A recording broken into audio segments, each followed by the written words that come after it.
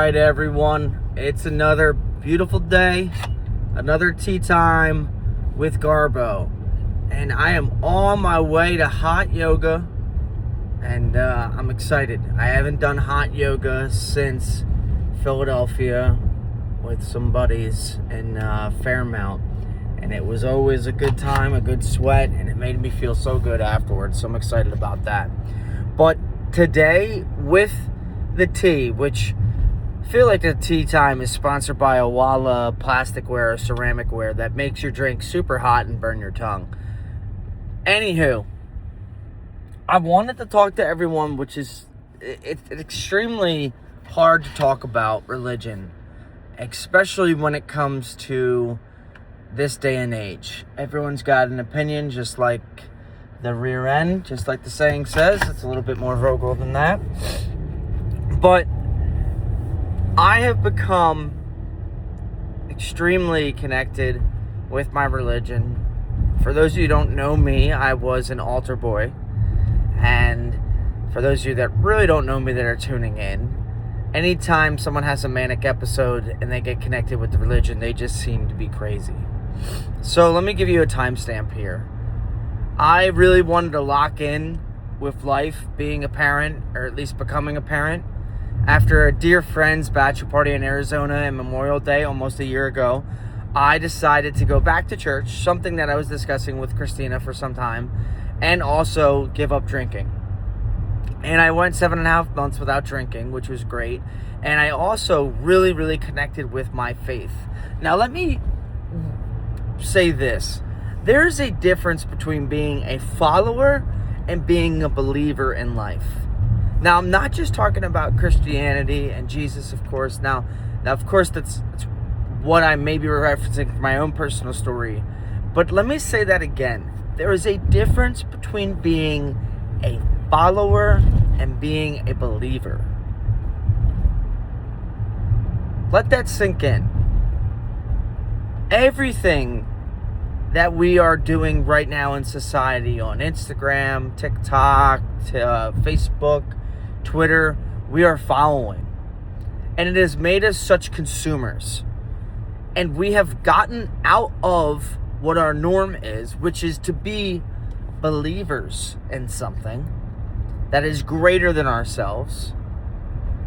And it has given us the biggest blind side to our best trait, which is being a creator and to create. So many people that I work with just want to work remote. They just want to get by. They just want to do something. And then they feel that life has slighted them when it's gone bad. And I'm here to say that my journey going back to church has made me a believer in Christ, has made me a believer in the salvation, which is all things that I don't have to explain myself to anyone about. But I've always been a believer in myself. So much so that on April 23rd, 2026, I got a tattoo.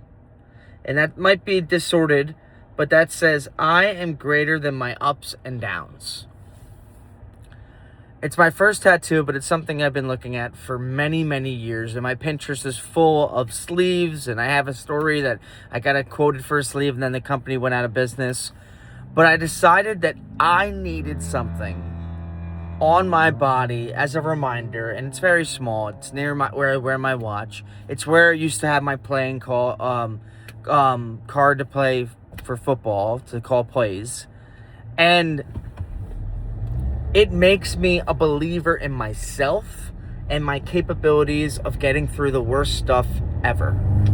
And so on my birthday, the 23rd of April, which just happened, I got this small tattoo. I told no one because it wasn't for anyone but myself. And in a time that I shared last tea time about going to a hotel to take care of my things, I second-guessed myself every second of the way, but I had it there to remind myself to believe in myself. And so, if it's religion, if it's yourself, if it's someone else, stop becoming a follower and start believing. Start believing in yourself. Start believing in a higher power. Start believing in your purpose in life. Because manic or not, and which I'm not, stable right now, and I've held this thought until I felt really ready to share. People need to start believing in themselves. My father, Mark Garbowski, he is the ultimate difference maker. He is the ultimate motivator for me in my entire life, whether it's yesterday or it was back when he was driving me at 6 a.m. to go to hockey games in Scranton, PA. He told me, AJ, it's going to take you and only you to make the difference. Well, he might have been talking to me, but he directly could have been talking to everyone in life. We hold the story. We can tell it. We can control it.